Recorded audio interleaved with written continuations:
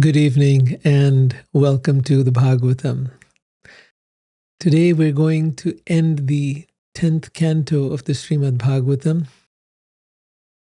which has been all about the glories of Krishna's pastimes, beautiful pastimes from the time when he was in Vrindavan, from the time of his birth, and then his pastimes in Vrindavan, then his pastimes in Mathura, then in Dwarka.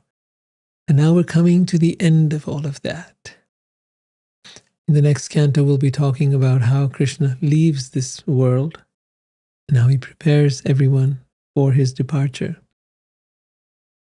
But today we're going to, in this last chapter of the Srimad Bhagavatam 10th canto, chapter number 90, we're talking about the glories of Krishna.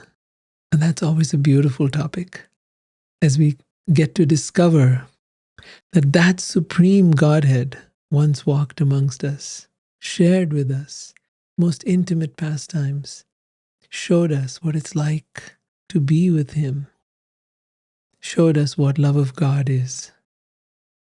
And today we're going to learn more. So our scene begins in Dwarka, the capital city of Krishna, which is an island off the coast of Gujarat. It is now completely underwater. But at that time, it looked incredibly beautiful. And in that city of Dwarka, which was an island, there were many beautiful buildings and palaces. And in all of them, Krishna had his place and his presence, and his loved ones lived there. 16,108 palaces for each of his queens.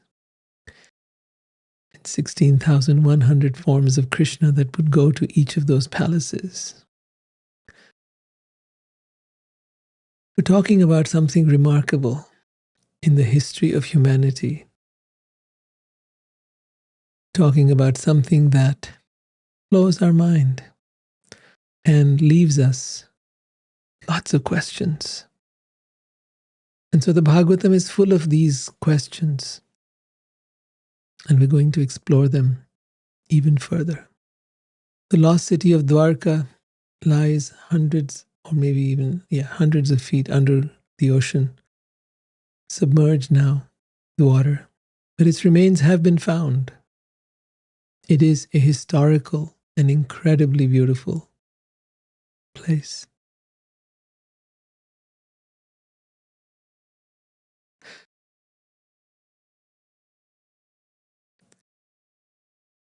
So, let's begin today. Our question today begins again with the great sage Shukdev Goswami asking, he says, the master of Lakshmi, the goddess of fortune. So the goddess of fortune is the one who's in charge of all wealth, all good fortune. Her master is Sri Krishna. So the master of Lakshmi, the goddess of fortune, resided happily in his capital city, Dwarka, which was endowed with all opulences. You know, opulence is not just wealth. Opulence is also knowledge. Opulence is also fame, strength, detachment. So Krishna has 6 opulences. The supreme Godhead owns everything. Everything is his. All planets. He's Bhagavan. Bhagavan means the one who possesses bhagya, good fortune, all good fortune. All that is good is owned by him. So all knowledge, all fame, he's known by everyone. He possesses everything. He has all strength. And is completely detached from all of it. All beauty. All of that is his. All beauty comes from him. All knowledge comes from him. All wealth comes from him and belongs to him. Lakshmi is the goddess of fortune, and here the master of Lakshmi, her husband, resided in his capital city Dwarka, which was endowed with all opulences and populated by the most eminent Vrishnis. The Vrishnis was the dynasty or the family of Krishna, and their gorgeously dressed wives. When these beautiful women, in the bloom of youth, would play on the city's rooftops with balls and other toys, they shone like flashing lightning. The main streets of the city were always crowded with intoxicated elephants. And by that, it doesn't mean that they were drunk. It means that they were intoxicated with life, as was everybody in Dwarka. When you are in the association of that supreme Godhead, you experience a kind of intoxication that is greater and better and more fulfilling than all the intoxicants of this world combined. So these intoxicated elephants exuding mud, as if this was some kind of like mud who comes from honey, and from there comes that sense of being like honey wine. And also with there was cavalry and richly adorned infantrymen and soldiers riding chariots brilliantly decorated with gold. Gracing the city were many gardens and parks with rows of flowering trees where bees and birds would gather, filling all directions with their songs. Now, this is around 7,000 years ago, or between 5 to 7,000. There are different people with different estimates. And according to our scientists, we were cavemen at that time, or we were just beginning as farmers at best. But that's not what the Vedas tell us.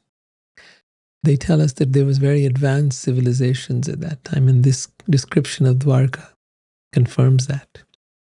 In the purport, it is said, one rule of poetic composition practiced by Vaishnava authors, Vaishnavas are devotees of Vishnu. So Vaishnava authors when they present a literary work, they conclude it in a mood of special sweetness. Here, the narrator, Shukadev Goswami, who is the most tasteful narrator of transcendental topics, has accordingly included in his last chapter of the 10th canto of Srimad Bhagavatam a description of Krishna's water sports in the attractive setting of Dwarka, followed by the rapturous prayers offered by his queens. Krishna was the sole beloved of his 16,108 wives.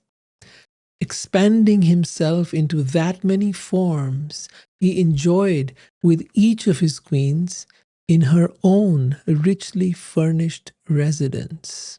So each of these 16,108 queens had their own palaces which were richly furnished. On the grounds of these palaces were clear ponds, fragrant with the pollen of blooming lotuses and filled with flocks of cooing birds.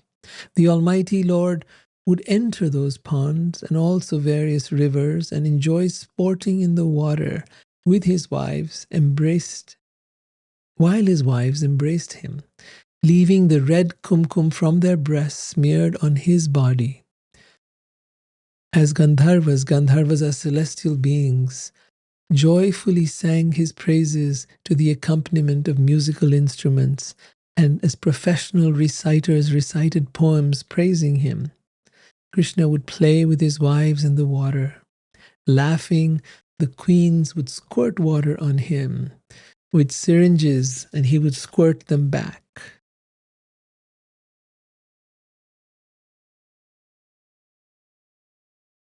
Under the drenched clothing of the queens, their thighs and breasts would become visible. The flowers tied in their large braids would scatter as they sprayed water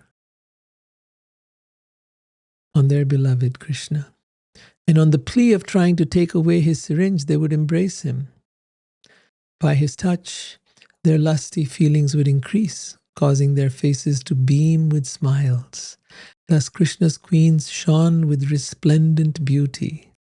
Krishna's flower garland became smeared with kumkum powder from their breasts, and his abundant locks of hair became disheveled as a result of his absorption in the game. As the Supreme Lord repeatedly sprayed his young consorts, and they sprayed him in turn, he enjoyed himself like the king of elephants enjoying in the company of his bevy of she-elephants. Afterward, Krishna and his wives would give the ornaments and clothing they had worn during their water sports to the male and female performers who earned their livelihood from singing and from playing musical instruments. In this way, Krishna would sport with his queens, totally captivating their hearts with his gestures, with his talks, with his glances and smiles, and also with his jokes, playful exchanges and embraces. The queens would become stunned in ecstatic trance and their minds absorbed in Krishna alone. Then, thinking of their lotus-eyed beloved, they would speak as if insane. Please hear these words from me as I relate them. Purport Srila Vishwanath Chakravarti Thakur explains that this superficial appearance of insanity in the Krishna's queens, as if they had become intoxicated by some hallucinogenic drug, was in fact the manifestation of the sixth progressive stage of pure love of God, technically known as Prema Vichitraya. Prema Vaichitraya. Srila Rupa Goswami refers to this variety of anurag in his Ujjvala Nilamani 15, chapter 134. When, as a natural byproduct of one's extreme love, one feels the distress of separation, even in the direct presence of the beloved. So you're feeling separation even in the direct presence of your beloved. This state is called Prema Vaichitrya. So there's a whole explanation of the science of love of God. You've heard many scriptures of religions around the world talk about loving God. But in the Vaishnava Sampradayas, the lineages that are of the Vaishnavas, those who are devotees of Krishna, devotees of Vishnu, they explain to you the entire science of love of God. Much of this is explained by Rupa Goswami and the other Goswamis of Vrindavan, who were there from the time of Chaitanya Mahaprabhu around 500 years ago. And they compiled the most incredible books describing this science of love of God. Love is such a powerful force in this world. It is something we all look for from the moment we are born till the time we die. Love is what we live for. We might think we live for money. We might think we live for fame. We might think we live for all the possessions. But none of that matters. When you come to that point of death, when you come into any place of danger, then what really matters are the people you love and the way they love you or don't love you. Thing that breaks our heart the most is love. Things that excites our imagination the most is love. The thing that touches us most deeply and wounds us most deeply is love. And the source of that love, the fountainhead, the ultimate lover, is Sri Krishna. Now imagine this, as all scriptures have said in the world, that we are all lovers of God. Well, in the Bhagavatam, it tells us all the different ways of loving God. As a friend, as a parent, as a servant, as a lover, as a wife. So many ways. And so the reason Krishna has so many lovers is because he is that supreme Godhead. No other human being can expand into 16,108 forms simultaneously and be with each of his queens at the same time. No one. Only that supreme Godhead. So he has demonstrated this. And amongst all his pastimes, you will see again and again the super excellent activities of Sri Krishna, which no human can imitate. No one. He could not be killed by anyone. So many demons tried to kill him, but they were unable. Nothing, no one, except when he wanted to leave the world, then he sets up the stage to leave at the end of his life. It says, all right, time to go from here, time to move on back to the spiritual world. But that's for another time. We'll come to that in the next canto, in the 11th canto. So the queens now were in this state of complete ecstasy, and they began saying almost like as if they were crazy. They were feeling such a lot of love, such an intensity, such a mixture of all kinds of emotions moving through them. So the queen said, "O Kurari bird." So they're seeing a bird there, and they're talking to the bird. This is very similar to what you see with the gopis in Vrindavan. Now the queens of Dwarka are experiencing a similar kind of madness in love. So they're speaking to the birds. "O Kurari bird, or you are lamenting." The bird is making its sounds, right? But it says you are lamenting. Now it is night, and somewhere in the world the Supreme Lord is asleep in a hidden place. But you are wide awake, O friend, unable to fall asleep. Is it that, like us, you have had your heart pierced to the core by the lotus-eyed Lord's munificent, playful, smiling glances? You see here, God is not some fearful creature. He's munificent, means compassionate, loving, playful, smiling, glancing with his eyes and sharing his beauty with you, piercing your heart with his eyes. Srila Vishwanath Chakravarti explains that the transcendental madness or unmad of the queens filled them with such ecstasy that they saw their own mood reflected in everyone and everything else. They could only see their loving feelings everywhere. Here they point to the Kurari bird, whom they take to be sorrowing over separation from Krishna. That if the Supreme Lord actually had any concern for her or themselves, he would not be sleeping comfortably at that moment. They warn the bird not to expect Krishna to hear her lamentations. Stop making these sounds of lamentation and show some mercy. Yeah, they expect Krishna to hear. So they're warning the bird not to expect Krishna to hear her lamentation and show her some mercy. In case the bird might think that Krishna is sleeping with his queens, they deny this by saying that he is Gupta Bodha. His whereabouts are unknown to them. He is out in the world somewhere this night, but they have no idea where to go looking for him. This also happened in the Rasa Leela when Krishna disappeared and the gopis were looking for him everywhere. They were talking to the trees, they were talking to the plants, they were talking to the creepers, they were talking to the grass, they were talking to the plants everywhere, wondering, have you seen my Krishna? Have you seen my Krishna? Where is he? Where did he go? He left the Rasa Leela. He left them and went away in the middle of the night. So they're saying to the bird, "Ah, dear bird, even though you are a simple creature, your heart has been deeply pierced just like ours. You must have had some contact then with our Krishna. What keeps you from giving up your hopeless attachment to him?" In fact, they're talking about themselves. What keeps us from giving up our hopeless attachment to him? You see, when you have met the ultimate lover, when you have met the ultimate source of beauty, when you have met the ultimate of all opulences, of all wealth, of all wisdom, of all knowledge, of all strength, of all power, of all fame, you have no eyes for anything or anyone else. And so you are hopelessly attached to him. And that is the condition of the gopis of Vrindavan, of the queens of Dwarka, and of anyone who has truly understood and embraced these teachings.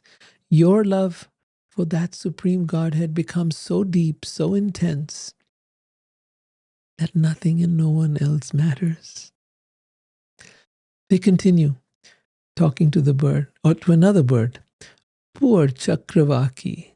It's another kind of bird. Even after closing your eyes, you continue to cry pitifully through the night for your unseen mate. Or is it that, like us, you have become the servant of Krishna and hanker to wear in your braided hair the garland he has blessed with the touch of his feet? Dear ocean, now they're talking to the ocean. Dear ocean, because they were on an island, right? This island of Dwarka. Dear ocean, you are always roaring, not sleeping at night. Are you suffering insomnia? Or is it that, as with us, Krishna, Mukunda, has taken your insignias and you are hopeless of retrieving them? Let's try to understand this part better. In the purport, Srila Sridhar Swami states that Krishna's queens here confuse the sea surrounding Dwarka with the celestial ocean of milk, from which Lakshmi and the Kaustubha gem arose long ago. These were taken, apaharit, by Vishnu, and now they reside on his chest. So there are particular symbols that are on the chest of Vishnu. One of them is the Kaustubha gem, and the other is the Srivatsa. The queens presume that the ocean is anxious to once again see once again the mark of Lakshmi's residence and the Kaustubha jewel on Krishna's chest, and they express their sympathy by saying that they also want to see these marks. But the queens desire even more to see the kumkum marks on Krishna's chest, which he took from their breasts when they last embraced him.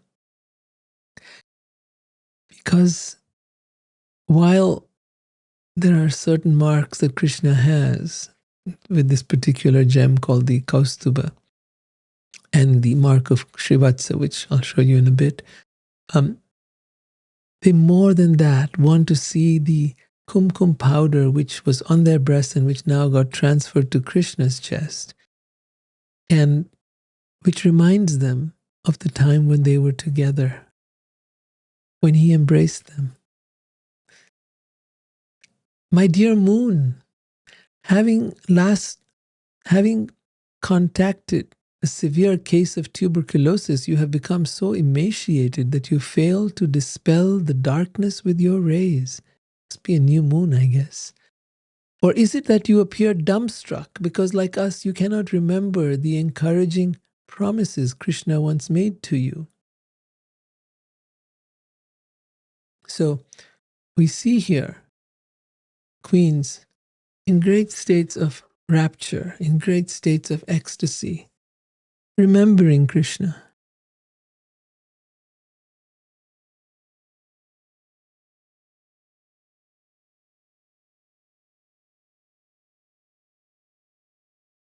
And we see that without him, they have no existence. They remember the time that they were with him. And all of that is causing them great sorrow.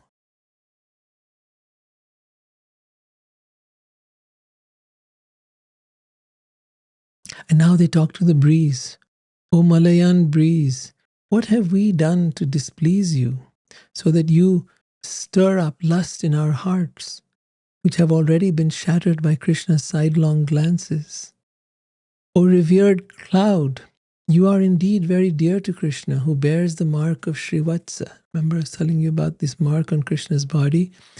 So the Srivatsa mark is a unique mark, often depicted as a small, complex shape, possibly a spiral or triangle or other complex shape located on the chest of Vishnu and Krishna. It symbolizes divine beauty, auspiciousness, and divine presence. It represents the dwelling place of Lakshmi, goddess of fortune, Vishnu's consort, and this mark is on his chest, signifying prosperity and good fortune. The queens continue, like us, O cloud, you are bound to him by love and are meditating upon him. Your heart is distraught with great eagerness, as our hearts are. And as you remember him again and again, you shed a torrent of tears. Association with Krishna brings such misery. See, along with intense love comes intense misery, because any separation from the beloved, as Chaitanya Mahaprabhu says, feels like thousands of years. Even a moment's separation feels like thousands of years. That is the intensity of the love they're experiencing. So therefore they say association with Krishna brings such misery, because anytime they cannot see him, they feel completely distraught. In the purport it is said, the acharyas or gurus explain, the cloud acts as the friend of Krishna by shielding him from the scorching rays of the sun. So whenever there was a lot of intense sunshine, the clouds would come and shield Krishna from that sun. And certainly such an earnest well-wisher must constantly meditate on him with concern for his welfare. Although the cloud shares Krishna's bluish complexion, it is Krishna's distinctive features such as his Srivatsa mark that especially attract him to this meditation. But what is the result? Simply unhappiness. The cloud is depressed and thus constantly sheds tears on the pretext of raining. So the queens advise the cloud, it would be better for you not to take such interest in Krishna. Truly, if someone does not want to feel the pinnacle of love, if somebody doesn't want to experience true love at its highest levels, don't come to Krishna. If someone doesn't want to experience the greatest longing of the soul being filled and overflowing with love, don't come to Krishna. You've come to the wrong place.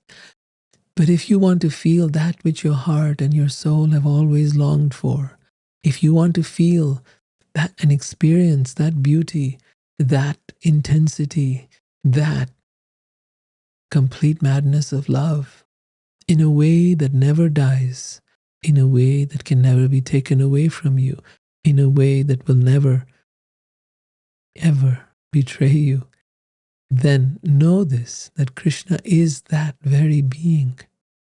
And he is waiting for you. His love is persistent. He has been waiting for an eternity for you. Now the queens turn to the cuckoo bird. Oh, sweet-throated cuckoo, in a voice that could revive the dead, you are vibrating the same sounds we once heard from our beloved Krishna, the most pleasing of speakers. Please tell me, what can I do today to please you? O magnanimous mountain, you neither move nor speak. You must be pondering some matter of great importance. Or do you, like us, desire to hold on your breasts the feet of of Vasudev's darling son, Krishna? O rivers, wives of the ocean, they refer to the rivers as wives of the ocean. Your pools have shriveled to nothing, and your wealth of lotuses has vanished. Are you then like us, who are withering away because of not receiving the affectionate glance of our dear husband Krishna, who has cheated our hearts? In the purport it is said, during the summer the rivers do not receive downpours of water provided by their husband, the ocean, via the clouds. But the real reason for the river's emaciation, as the queens see it, is that they have failed to obtain the loving glance of Sri Krishna, the reservoir of all happiness. Then they look to the swan and they say, welcome, swan. Please sit here and drink some milk. I don't know if swans really drink milk, but it has been rumored. Give us some news of the descendant of Sura, dear one. We know that you are his messenger. You are Krishna's messenger. Is that invincible Lord doing well? And does that unreliable friend of ours still remember the words he spoke to us long ago? Why should we go and worship him, O servant of a petty master? Go tell him who fulfills our desires to come here without Lakshmi, the goddess of fortune. Is she the only woman exclusively devoted to him? Now here in the purport, Srila Vishwanath Chakravarti says, the following conversation between the queens and the swans, where the queens ask, is the unconquerable Lord, Ajita, doing well? And the swan replies. So he's kind of putting it a little more clearly so we can understand. And then he puts it into a dramatic context. The swan replies, how can Krishna be doing well without you, his beloved consorts? And then they say, but does he even remember what he once told one of us, Rukmini, Srimati Rukmini? Does he recall that he said, in all my palaces I see no other wife as dear as you? He does indeed remember this. And that is just why he sent me here, the swan says. He remembers this, and that is why he sent me here to you, O queens. You should all go to him and engage in serving him in his devotional service.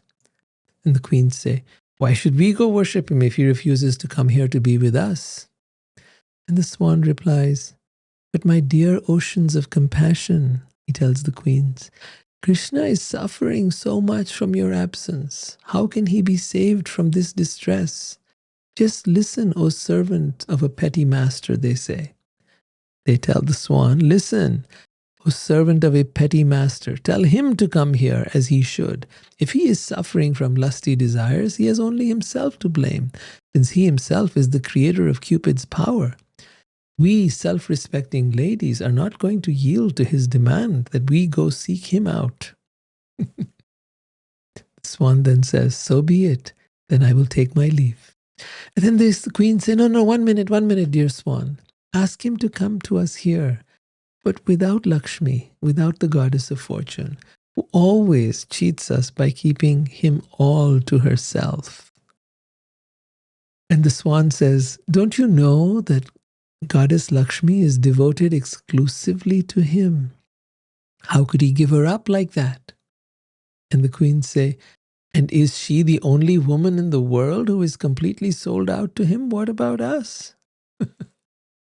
By thus speaking and acting with such ecstatic love for Krishna, the master of all masters of mystic yoga, his loving wives attained the ultimate goal of life. In the purport, Srila Jiva Goswami states, here Shukdev Goswami uses the present tense of the word kriyamanena to indicate that Krishna's queens attained his eternal abode immediately without delay. They attained his eternal abode, the spiritual world, immediately without delay. By this insight, Jiva Goswami helps refute the false notion that after Krishna's departure from this world, so there is this story in the Bhagavatam that some primitive cowherds kidnapped his queens while they were under the protection of Arjun. In fact, as the self-realized Vaishnav, Jiva Goswami, and other commentators elsewhere explain, Krishna himself appeared in the guise of all those thieves who abducted the queen. So Krishna himself appeared as a bunch of cowherd men and abducted all the queens. This is at a later point, after Dwarka is annihilated by flood, after Krishna has left the planet. We'll come to that. Yeah?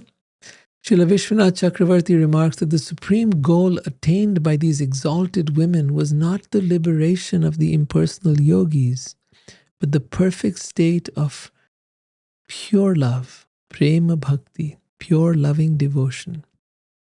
Indeed, since they were already imbued with divine love of God from the very beginning, they possessed transcendental bodies that were eternal, full of knowledge and bliss. Just like Krishna possesses a transcendental body, not a material body. Krishna says that very clearly in the Bhagavad Gita, I descend into this world in my original transcendental form, which is Sat Chit Ananda. It is eternal, full of knowledge and full of bliss. So likewise, his queens possess transcendental bodies that were eternal, full of knowledge and bliss. So they were already imbued with divine love of God from the beginning, and they possessed transcendental bodies in which they were fully able to relish the pleasure of reciprocating with the Supreme Lord in his most intimate and sweet pastimes. Their love of God matured into the ecstasy of madness, in pure love, bhava unmad, just as the gopis' love did when Krishna disappeared from their midst during the Rasa Leela dance. At that time, the gopis experienced the full development of ecstatic madness, which they expressed in their inquiries from the various creatures of the forest and in such words as Krishno ham pashyata gatim, I am Krishna, just see how gracefully I move. They began to get so immersed and so completely overwhelmed in their love and ecstasy. This is from the Bhagavatam, 10th Canto, chapter number 30.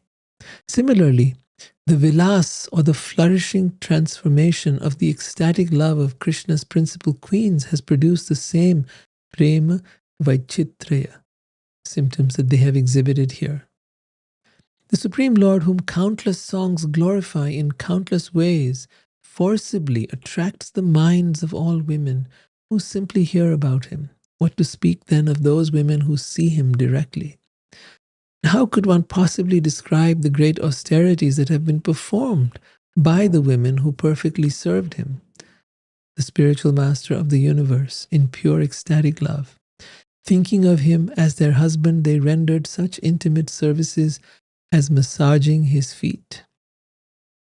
Thus, observing the principles of duty enunciated in the Vedas, Krishna, the goal of the saintly devotees, repeatedly demonstrated how one can achieve at home the objectives of Dharma. While fulfilling the highest standards of religious householder life, Krishna maintained more than 16,100 wives. Among these jewel-like women were 8 principal queens, headed by Rukmini. So there are different pictures depicting these 8 Ashta Sakhis were there in Vrindavan, and then there are 8 principal gopis in Vrindavan, and there are 8 principal wives of Krishna in Dwarka. The Supreme Lord, whose endeavor never fails, begot 10 sons in each of his many wives. The total number of Krishna's sons was therefore 161,080, and he also had a daughter with each wife. So 16,108 daughters as well. Among these sons, all possessed unlimited valor. Amongst them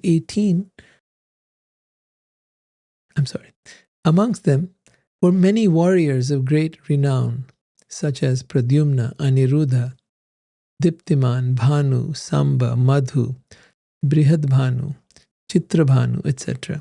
Of these sons, the most prominent was Rukmini's son Pradyumna. Rukmini was Krishna's first wife, and the most important of all. So her son, Pradyumna, and he was just like his father. In fact, Pradyumna is known to be an expansion of Krishna. There's Krishna, there's Balaram, there's Pradyumna, Aniruddha. The great warrior Pradyumna then married Rukmini's daughter, Rukmavati, who gave birth to Aniruddha. Aniruddha was as strong as 10,000 elephants. Rukmi's daughter's son, Aniruddha, married Rukmi's son's daughter. So Rukmi is the father of Rukmini.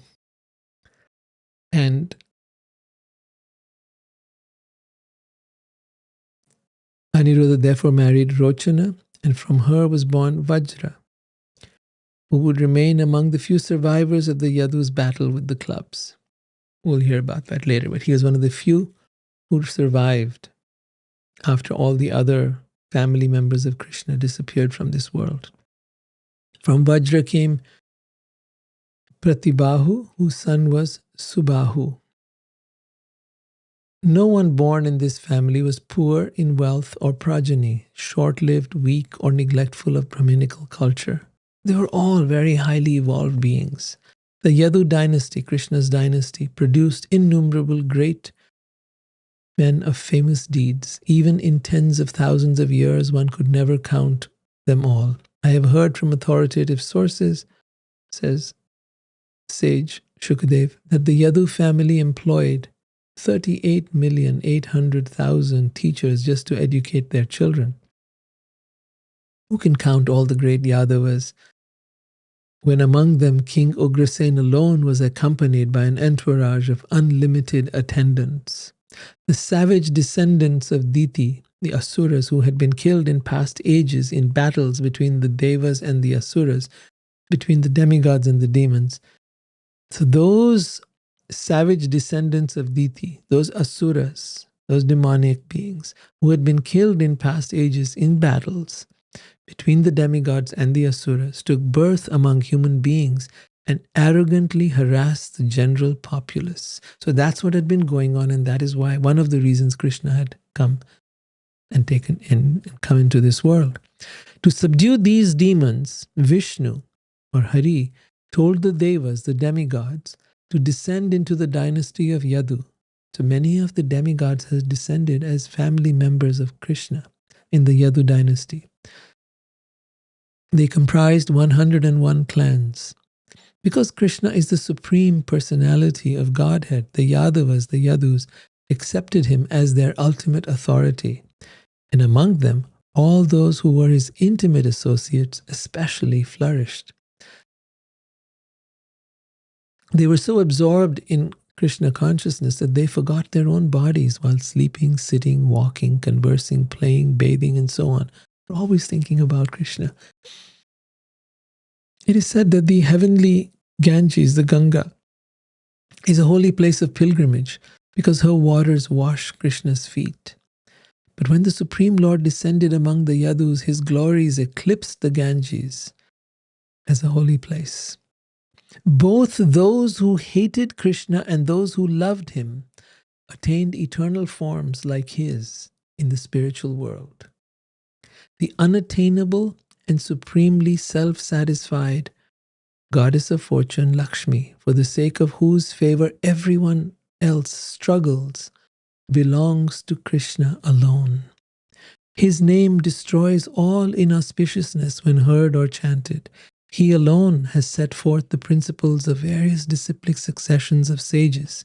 What wonder is it that he whose personal weapon is the wheel of time, samsara, what wonder is it that he whose personal weapon is the wheel of time relieved the burden of the earth? The earth was burdened with all these asuras, demonic beings who were creating havoc everywhere. So they had to be wiped out. That was just one of his purposes. In the purport, Srila Vishwanath Chakravarti points out, this verse sums up 10th canto by mentioning 5 special and unique glories of Sri Krishna that even his expansions and incarnations do not display. The first of these very special characteristics is that Krishna's reputation eclipsed that of the Ganga, of the holy Ganges. Previous to his appearance, Mother Ganges was the most sacred of all tirthas or holy places, being the water that had bathed Vaman Dev's lotus feet. So this is when Vishnu had appeared as Vamana, the dwarf Brahmin, and had taken the entire universe away from Bali, King Bali. At that point, he had raised his foot and pierced the ocean, the Dakshai ocean. And from there, the water of the Ganga had come into this world. So that is a very spiritual water. And it flows even till today in the land of India. So people go there to bathe, to purify themselves. But it is said here that Krishna's reputation eclipsed that of the holy Ganga. This was one of the big things that happened then. People realized that he was even more. He was more the embodiment of that supreme Godhead. He was the ultimate embodiment of that Godhead. So therefore, first began with the Yamuna river.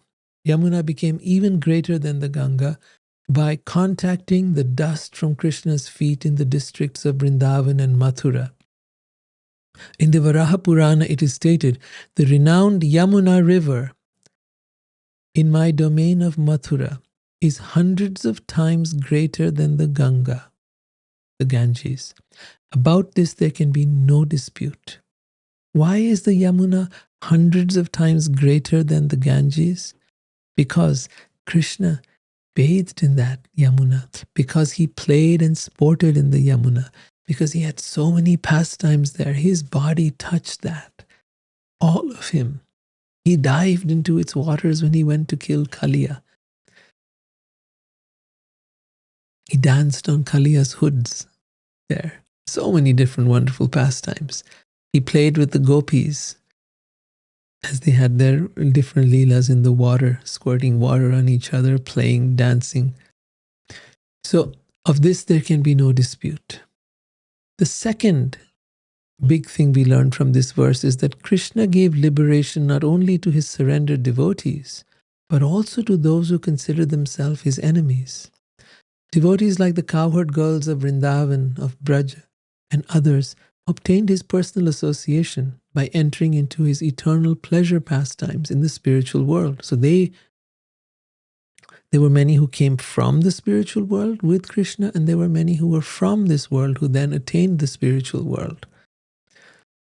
While inimical demons killed by him attained the Sayujya Mukti, or merging into his divine form, when he was present on earth. So let me give you a little idea here. There are different kinds of mukti. Mukti means liberation.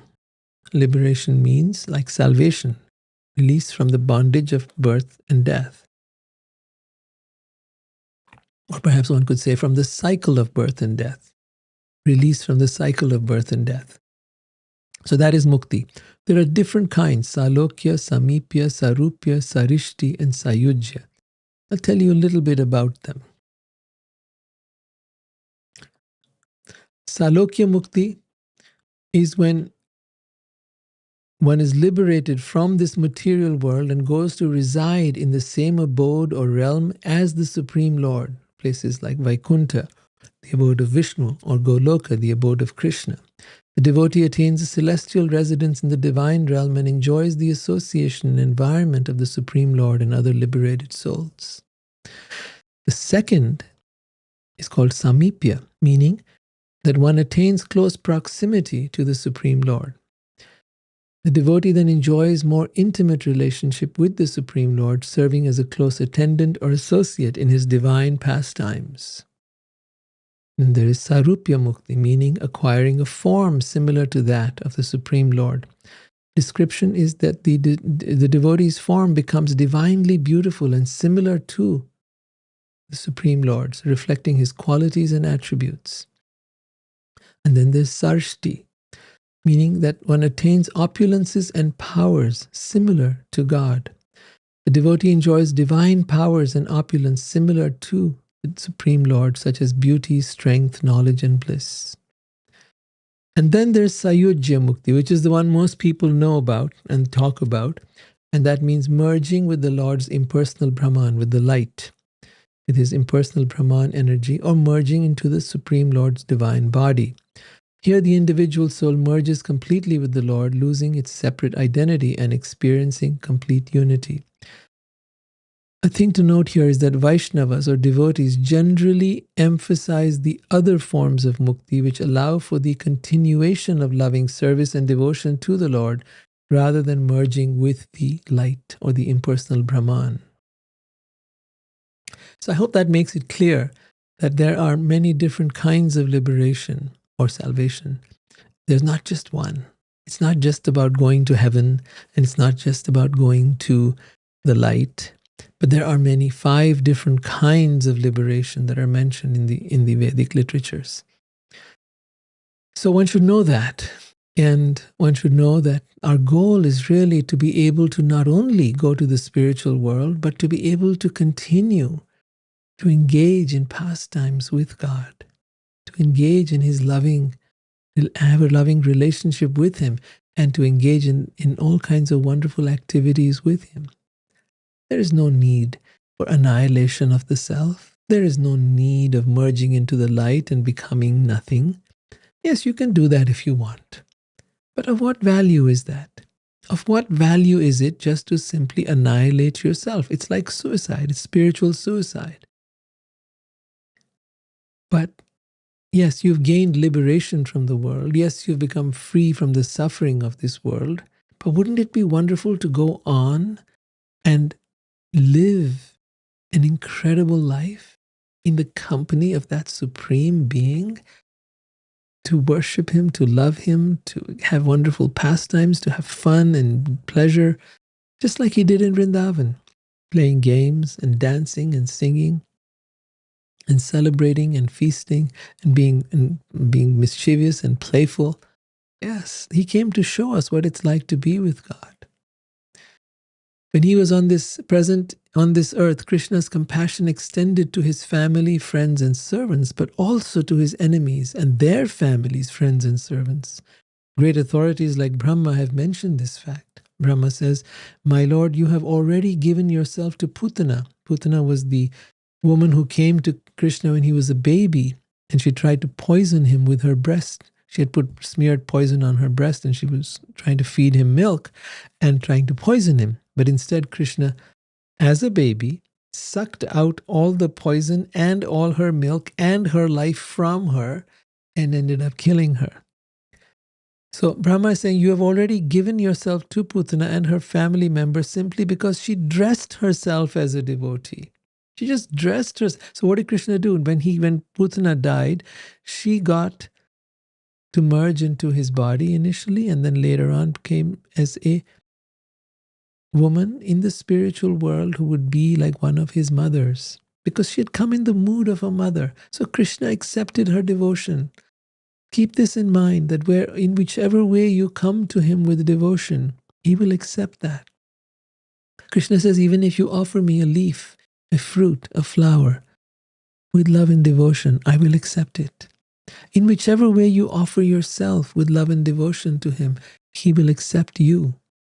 Do not doubt that. That is his promise. So number 3, our first two were, the first was that he liberated, the first was that he was known to be even more auspicious and more pure than even the Ganga, the Ganges river. The second was that he gave liberation not only to his surrendered devotees, but also to those who considered themselves his enemies. Third is that goddess Lakshmi, right, his wife, the wife of Vishnu, was unable to win the privilege of joining the intimate company of Krishna's devotees in Braja or Vrindavan. Let me explain this. You see, Vishnu is an expansion of Krishna. In this world, we have Vishnu. There are different kinds of Vishnu. Vishnu's wife is Lakshmi, the goddess of fortune. She, when she heard that Krishna was having these wonderful pastimes with the gopis of Vrindavan, the Rasa Leela, they were in this beautiful dance, which was the most mind-blowing thing of all. She wanted to take part in the Rasa Leela, but she was not given the privilege of joining the intimate company of Krishna's devotees, the gopis in Vrindavan. Lakshmi is Vishnu or Narayan's constant companion. Narayan is an expansion of Krishna. They should have allowed her, right? Great demigods serve menially to win her favor. They will do anything to win her favor because they want wealth. Even the devas, the demigods, they all want wealth. So they will pray to Lakshmi. They will worship Lakshmi.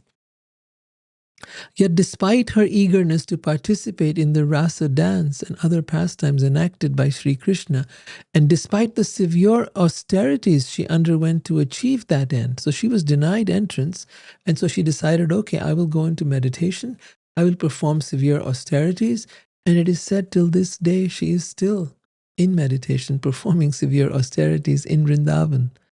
There are specific places where they say that she's still there.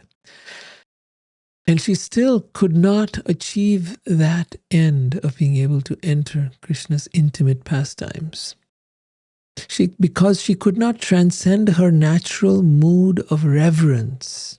You see, in the Vaikuntha planets, where Lakshmi is from, the mood is one of awe and reverence. God is great, we are small. There is a sense of naman, there is a sense of bowing down. But in Goloka, in the intimate pastimes of Vrindavan, there is no formality. There is no mood of reverence. There is no formality. there is only intimacy. And where there is intimacy, there cannot be reverence. There cannot be that sense of greater and smaller. Krishna does not want anyone to think of him as God. Krishna does not want anyone to put him on a pedestal. He does not want to be thought of in that way. And even if somebody begins to get the hang of it, he makes them forget. The sweetness and intimacy Krishna manifested in Vrindavan constitute a unique kind of opulence found nowhere else, even in the spiritual world in Vaikuntha. As Sri Uddhava says, to exhibit the strength of his spiritual potency, Krishna manifested a form just suitable for his human-like pastimes in the material world. This form was wonderful even for him and was the supreme abode of the wealth, good fortune. Its limbs were so beautiful that they increased the beauty of the ornaments worn on different parts of his body.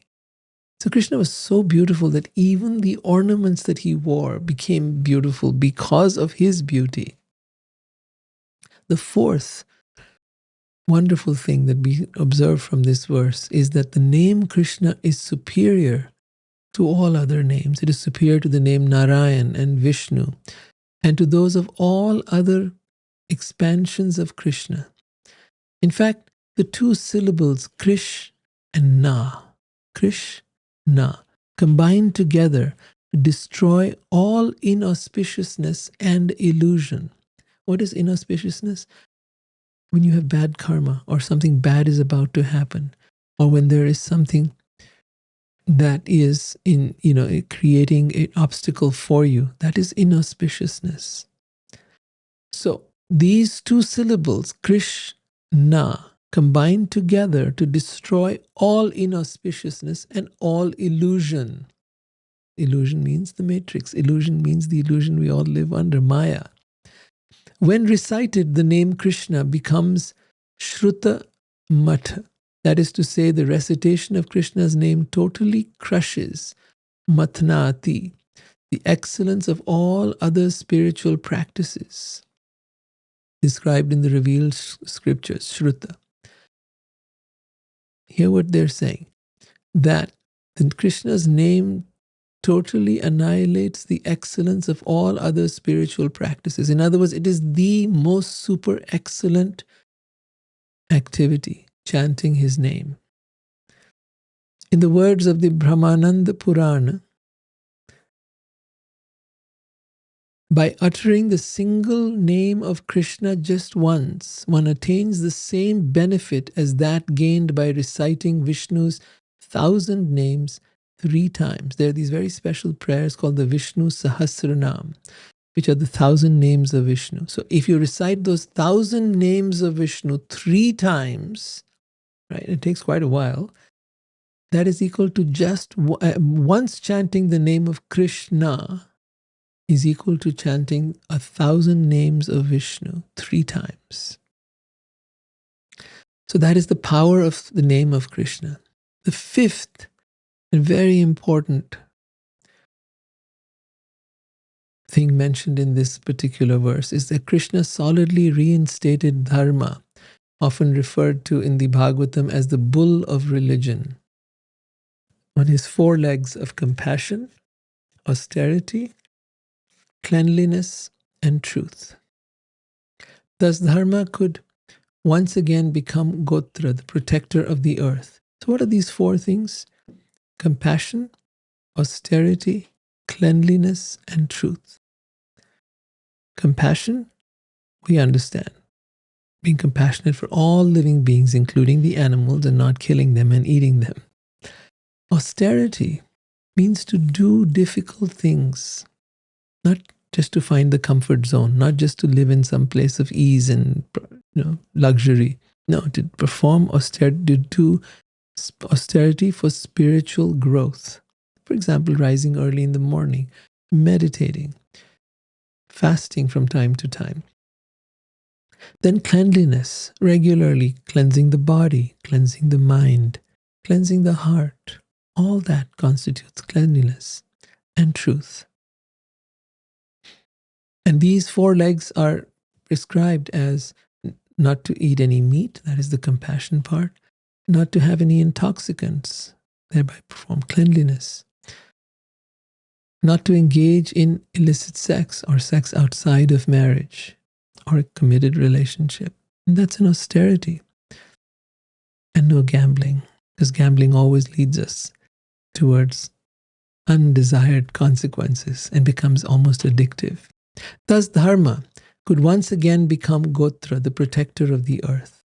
So when we follow these principles, the four legs of Dharma, compassion, austerity, cleanliness, and truth, then Dharma protects us and protects the earth. Sri Krishna also established the religious function of Govardhan Puja to honor his favorite hill, Govardhan Hill, where the cows would graze, and also to honor the cows and the Brahmins. He also became the hill itself. He became Govardhan Hill himself, assuming its form to accept the cowherd's offerings. However, moreover, he cultivated the dharma or loving nature of Vrindavan's divine cowherds, whose love for him has never been equaled. Right? The people of Vrindavan, their love for him has never been equaled. These are just a few of the wonderful features of Krishna's unique personality. Sri Krishna is he who is known as Jana Nivas, the ultimate resort of all living entities, and who is also known as Devaki Nandan or Yashoda Nandan, the son of Devaki and Yashoda. He is the guide of the Yadu dynasty. In his mighty arms, he kills everything inauspicious, as well as every person who is impious. By his presence, he destroys all things inauspicious for all living entities, moving and inert. His blissful smiling face always increases the lusty desires of the gopis of Vrindavan. May he be all as glorious and happy. In the purport it is stated by Srila Vishwanath Chakravarti that Sukadeva Goswami has composed this beautiful verse to console those who lament the fact that Krishna did not continue to manifest his intimate pastimes down to the present time. However, Sukadeva reminds his listeners that the Supreme Lord is eternally present in this world. He is in his abode, he is in his name, and he is in the recitation of his glories.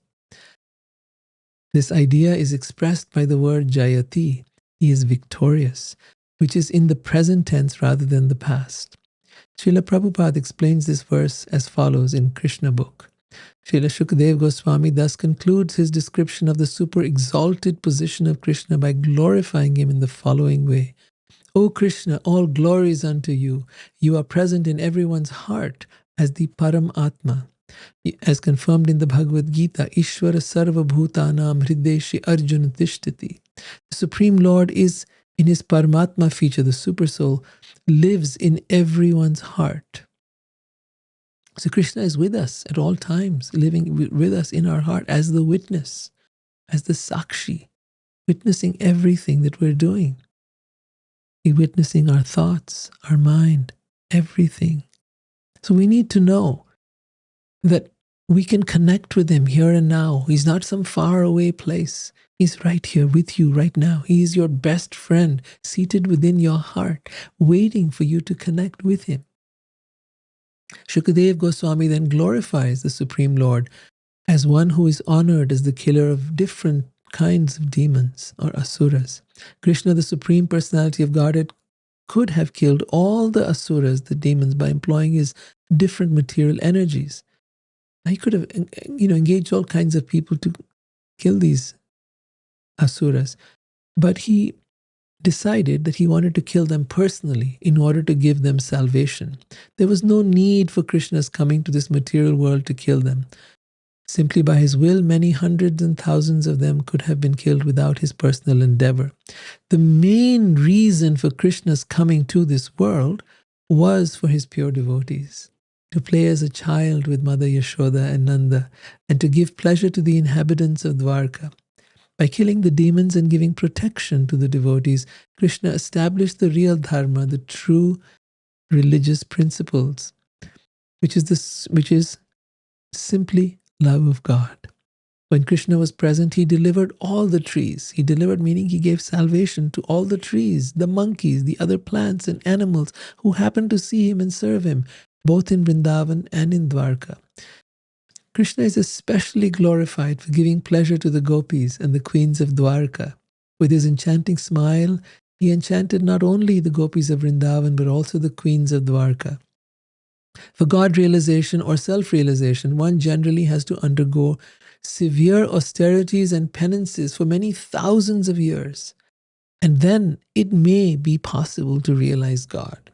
But the gopis and queens of Dwarka, simply by enhancing their lusty desires to enjoy Krishna as their boyfriend or husband, received the highest type of salvation.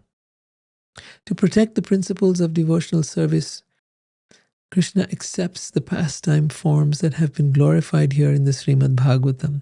One who desires to faithfully serve his lotus feet should hear of the activities he performs in each of these incarnations. So the Bhagavatam is full of his different incarnations, leading all the way up to his coming into this world as Sri Krishna. These activities suitably imitate those of the other forms he assumes. Hearing narrations of these pastimes destroys the reactions to karmic work. See, we all are engaged in karma, karmic work, fruitive work. And that karma then leads us to take birth again and again and again. What it's saying here is that hearing these narrations that we've been listening to destroys your karma. By regularly hearing, chanting, and meditating on the beautiful topics of Krishna with ever-increasing sincerity, a mortal being will attain the divine kingdom of God, where the inviolable power of death holds no sway. Krishna says, one who returns to my abode never returns to this temporary and miserable world. In that spiritual world, there is no birth, no death, no old age, and no disease. For this purpose, many persons, including great kings, abandoned their mundane homes and took to the forest. Now, it's not necessary for us to go to the forest. We can go to Vrindavan, or we can sit in our homes and we can read about Krishna. We can listen to these pastimes, and we can purify our heart and our mind and develop love of God. That is the intention of this entire program. That is the intention of the Bhagavatam.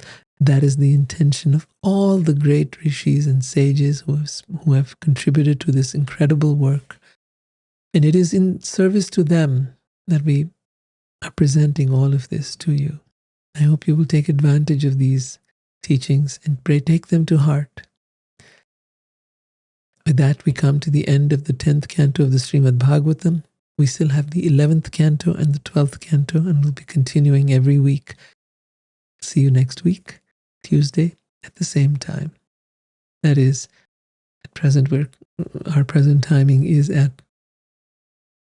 8 p.m. Eastern, which is 5 p.m. Pacific. And you'll have to convert that to wherever you are in the world. Otherwise, you can always follow up on YouTube. Look for the playlist Divine Love there. Hare Krishna. I'll see you next week.